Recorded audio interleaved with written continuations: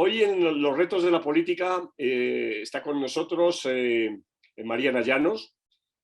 Mariana es una amiga de hace muchos años, fue secretaria general de la Asociación Latinoamericana de Ciencia Política. Actualmente es profesora en la Universidad de Erfurt y a la vez investigadora del GIGA en Hamburgo, ¿no? Instituto con el que también la Universidad de Salamanca, el área de Ciencia Política y el Instituto de Iberoamérica mantenemos desde hace tiempo una estupenda relación. En primer lugar, Mariana, mil gracias por estar en los retos de la política y tienes la palabra. ¿Cuáles son esos retos, en tu opinión, hoy? Uy, bueno, gracias Manolo, mucho gusto estar acá conversando con vos hoy y bueno, un saludo grande a todos los amigos de Salamanca, ojalá el mundo nos permita reencontrarnos en persona alguna vez. Y ¿cuáles son los retos de la política? En realidad estoy pensando un poco sobre esa frase, digamos, creo que con una frase se puede responder. Según mi perspectiva de politóloga y los temas que a mí siempre me han interesado, que sabes que son cuestiones del funcionamiento institucional de las democracias, ¿no? Em, Creo que el reto que tenemos es cómo fortalecer a las democracias y, digamos, defenderlas, ayudarlas a sobrevivir en este ambiente en el que, bueno, las caídas democráticas son un poco distintas que las que conocíamos cuando estudiábamos nosotros ciencia Sí. política, ¿no?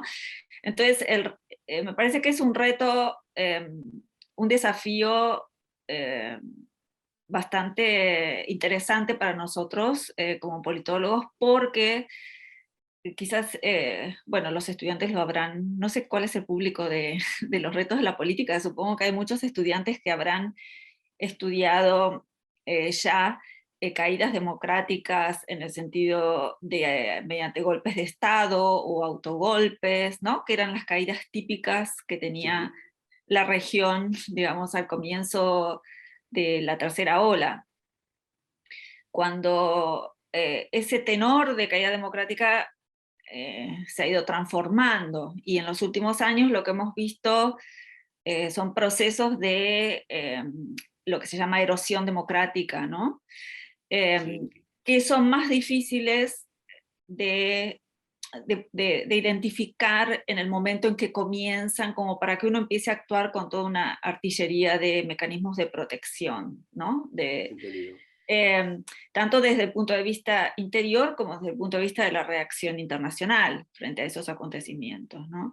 Entonces creo que ese es un gran reto para todos, ¿no? Cuándo actuar cuando vemos que los mecanismos, los procedimientos democráticos están fallando y, y qué se puede hacer, digamos.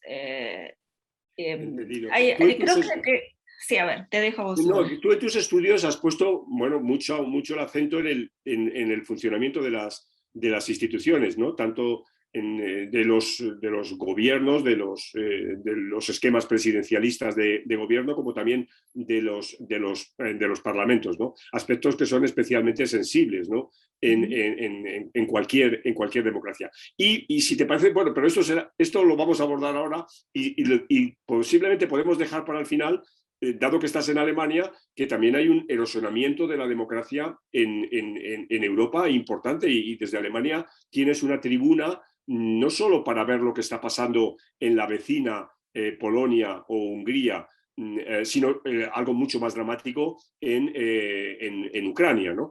Pero volvamos a nuestro terreno de América Latina y de las instituciones y del funcionamiento de las instituciones en América Latina. ¿Cuáles son los escenarios que percibes tú ahora mismo como que son precisamente que están enfilando un proceso de deterioro, de retroceso?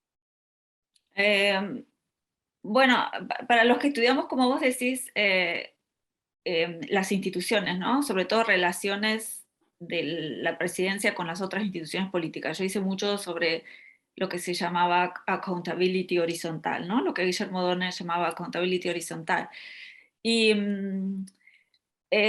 es interesante porque durante muchos años estudiamos esas relaciones como problemas de calidad democrática, ¿no? Sí, Había algo que no funcionaba, ¿no? Siempre la rendición de cuentas horizontal era un problema para los presidentes, ¿no? Entonces lo poníamos como, bueno, nuestras democracias están ahí, pero es un problema poder controlar a los presidentes. En algún momento eso empezó a cambiar, digamos, y empezamos a hablar, a ver situaciones no solo de falta de perfección en el funcionamiento, sino problemas en los elementos liberales, digamos, de la democracia que podían llevar a una erosión con posible caída del régimen, ¿no? sí, Entonces, eso me parece que es que tuvimos que hacer como un clic, ¿no? Intelectual, ¿no? Para cambiar la apreciación de los problemas, ¿no?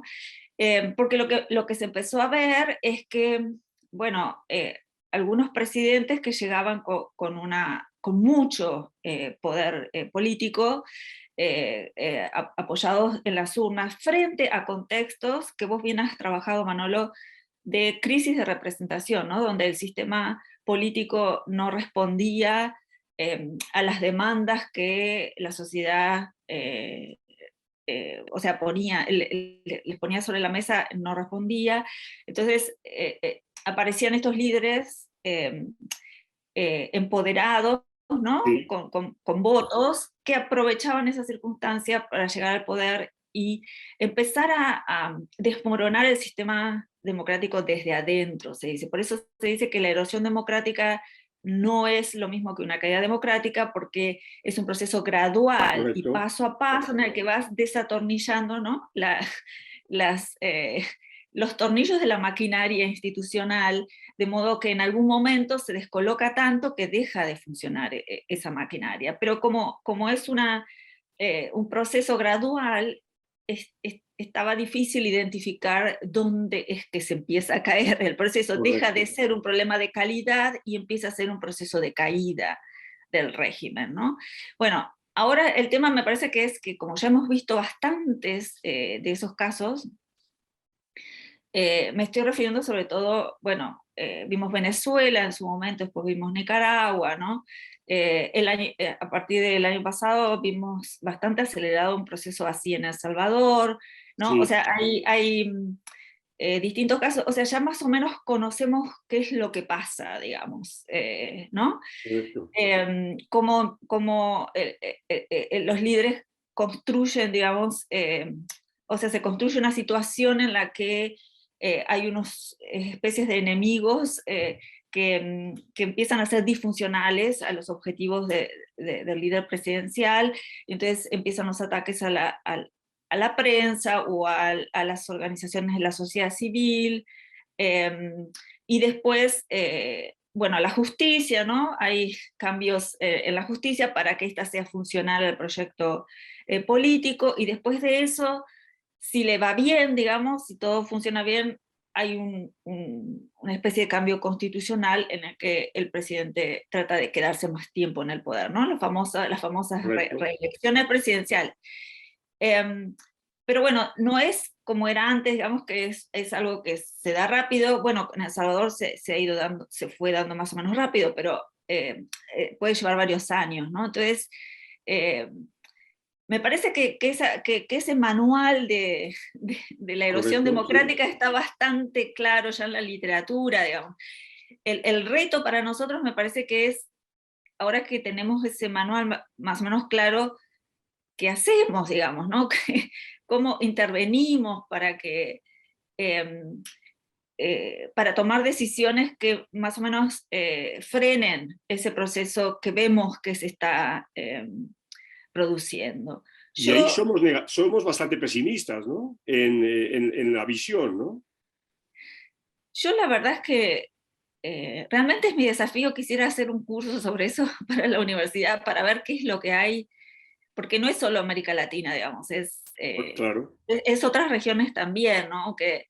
O sea, viendo, por ejemplo, en África, el año pasado hubo 8 intentos de golpe de Estado, de los cuales 5 fueron exitosos, ¿no? Entonces, nuestra región todavía tiene las características de la erosión democrática, mientras que quizás otras regiones ya están volviendo al tradicional, ¿no? Caída democrática a través de golpes de Estado, etc.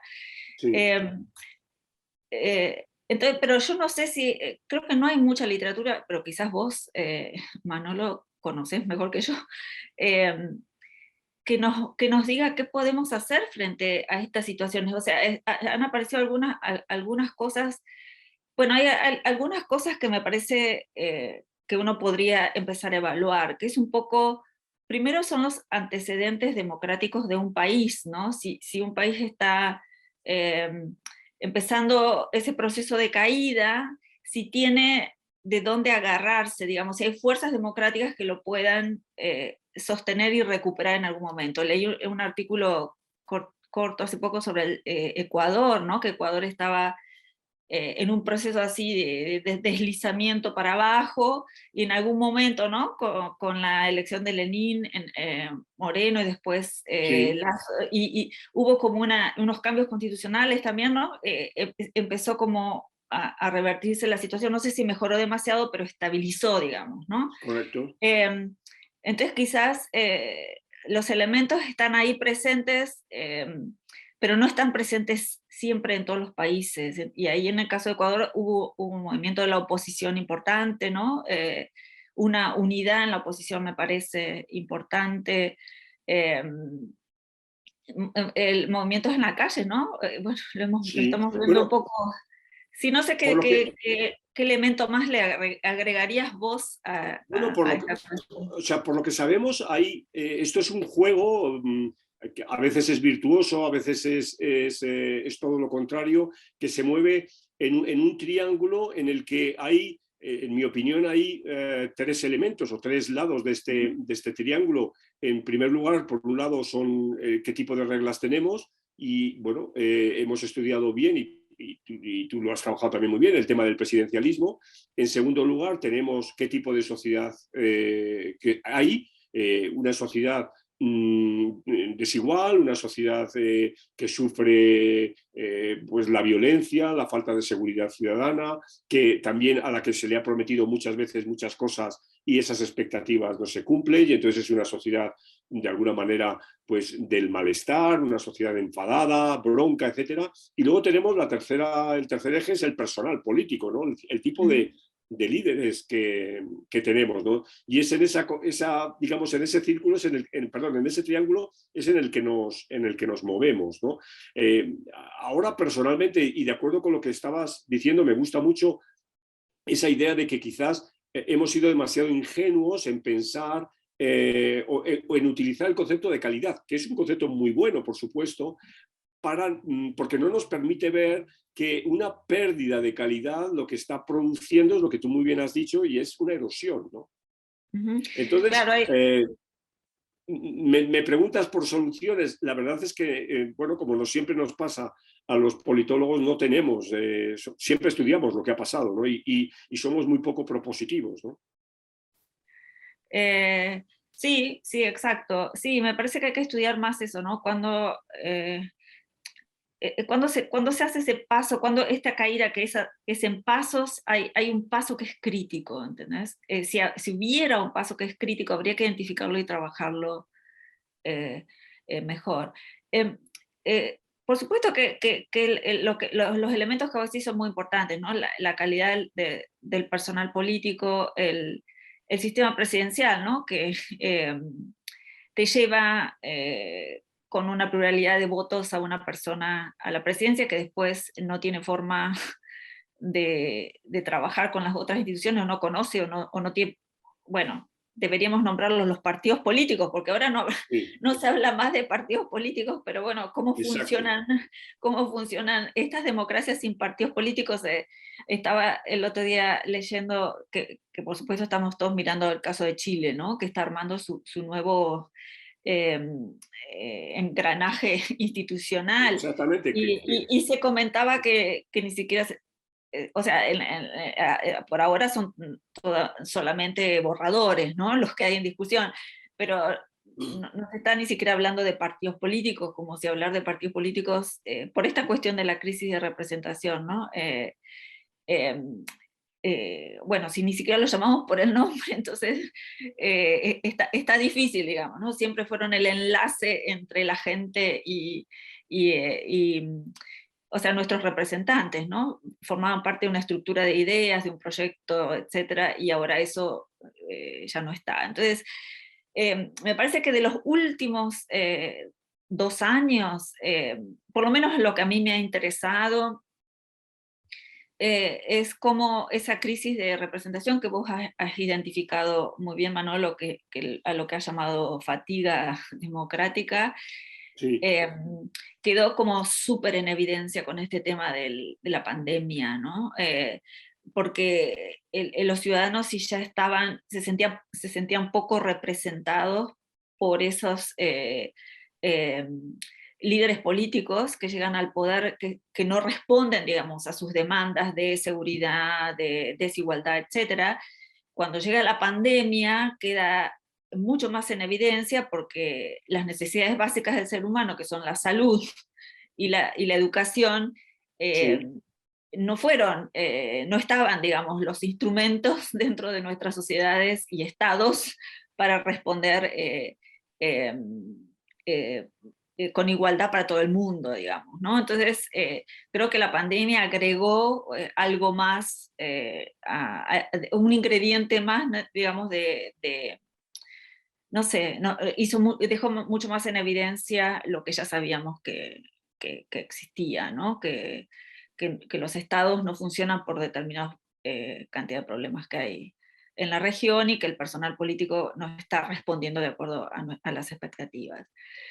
Eh, y me parece bueno, y ese es un tema que a mí me interesa y que estoy trabajando en este momento, que es, bueno, cuál ha sido el efecto de la pandemia en las democracias. Hay gente que tiene perspectivas más, ¿cómo se dice?, optimistas, ¿no? Dice, bueno, no, los indicadores no son tan malos, están funcionando, ¿no? Se hicieron elecciones, hubieron algunos problemas, Sí, pero sí, digamos las instituciones básicas han seguido funcionando, los congresos, vos publicaste un libro recientemente, han pasado a trabajar online, o sea, tuvieron que reinventarse, innovar, pero más o menos funcionan. De todas maneras, a mí me parece que yo sería un poquito más prudente, digamos, en ese optimismo, en el sentido eh, de que puede haber algunas consecuencias, ¿cómo se dice? No, consecuencias, no, resultados de la crisis de la pandemia que todavía no se han terminado de expresar explícitamente, ¿no? Eh, Porque no todo tiene que redundar, digamos, digamos, no todos los cambios negativos tienen que redundar en cambios institucionales inmediatamente negativos. exacto, sí, Podemos empezar a ver cosas, ver pasar cosas malas sin necesidad de verlas traducidas en instituciones, ¿no? Y, y me parece que una cosa de las cosas que habría que explorar un poco más, vos has estudiado también el personal político eh, y me parece que es un tema muy de larga data en la región, que es la cuestión de la personalización de la política, ¿no? correcto. Que cuando estás en contextos de crisis y excepcionales, digamos, los que están en situaciones de poder se pueden aprovechar del momento para acumular más poder. Y eso se hace a través de mecanismos institucionales como el estado de sitio, ¿no? Que tantas de nuestras democracias tuvieron que imponer durante determinada cantidad de Así es. tiempo estado de sitio, de excepción, por esta cuestión de la pandemia. Después, bueno, tiene que ser por un tiempo, por un plazo, ¿no? No solamente en América Latina, porque decías, bueno, hablamos un poquito de Europa, en Europa también pasó esto Sí, del estado de excepción. Pero también hay cosas como un poco más sutiles, que no necesariamente por ser más sutiles o menos observables son menos serias.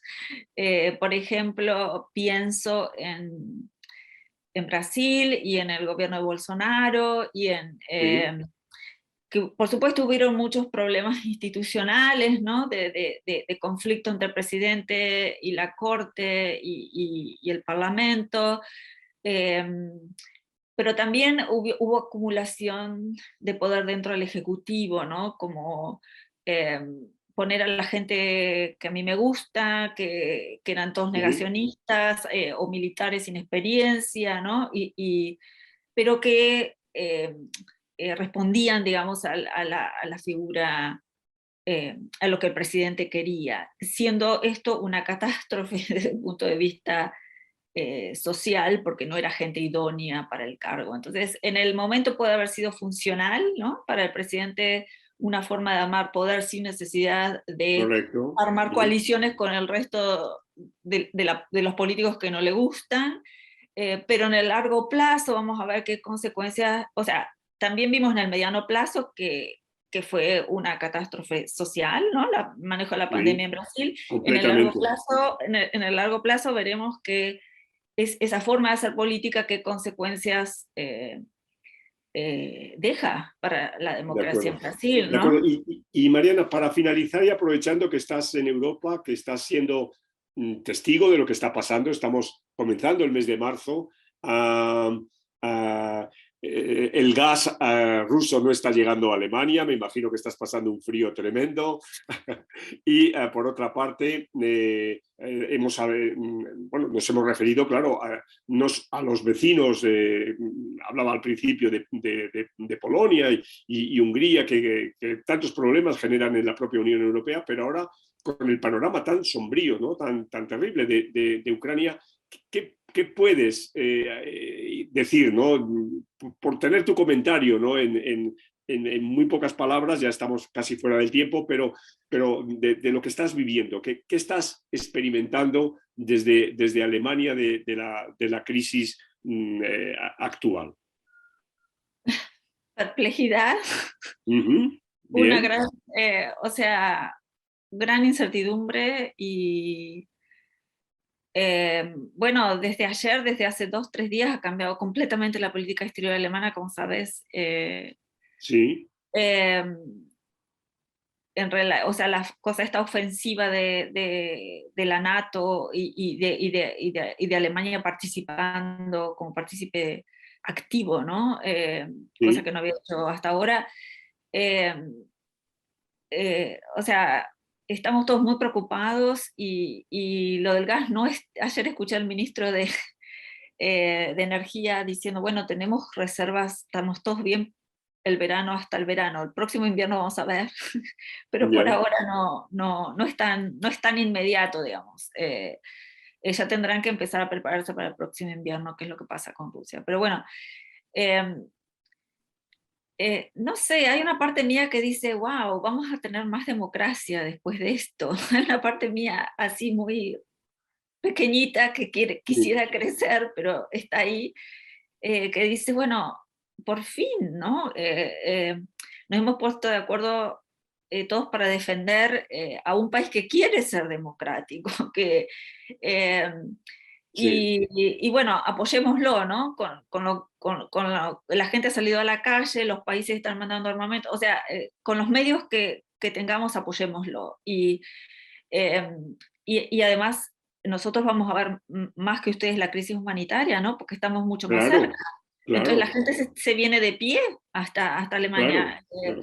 Y bueno, ya el este ya ha abierto puertas, ¿no? Para que entren los refugiados. Así que esto va a ser una catástrofe humanitaria. Eh, Desde el punto de vista del régimen político, ojalá Ucrania se quede con nosotros y podamos sostener la democracia. Desde el lado mío negativo total es, Sí, bueno, miren al punto en que hemos llegado con los autoritarismos, eh, porque no solo las democracias personalizan la política, los autoritarismos también personalizan la política. claro, Lo hemos visto en los últimos desarrollos en China y lo hemos visto también en Rusia, ¿no? cuando la política está extremadamente personalizada en aquel líder que se puede volver loco, cualquier cosa puede pasar. Y nadie se esperaba que Putin iba a autorizar una invasión a Ucrania, pero quizás hemos llegado al punto en que los autoritarismos empiezan a hacer ese tipo de cosas, ¿no? Entonces, Bueno, recordemos que todas las guerras las han iniciado poderes autoritarios, ¿no? O sea que el porcentaje de guerras comenzadas por regímenes democráticos es mínimo, ¿no? En la historia, por lo menos en la historia de los últimos 150 años, ¿no? Es claro, por evidente. eso esta acción europea conjunta, ¿no? Es muy importante, decir, bueno, acá somos las democracias y estos son nuestros valores y esto es lo que queremos defender. Eh, y digamos, desde el punto de vista mío positivo, pienso, ok, Putin los mostró en evidencia, los dejó en evidencia. Si con esto de las caídas, las erosiones graduales y de a poquito Sí. no lo veíamos con claridad, ahí vimos a alguien que hizo todo el proceso hasta el final y vemos cómo es el final, ¿no? Entonces lo dejó tan patente delante de nuestros ojos que quizás esto nos haga valorar un poco más lo que tenemos. Ojalá sea Muy así, bien. pero estamos en manos de este señor un Sí. poco loco, así que... Bueno, pues Mariana, muchísimas gracias por tus reflexiones. Seguimos en contacto. Un gran abrazo. Bueno, gracias Manolo, gracias por invitarme. Saludos a todos en Salamanca.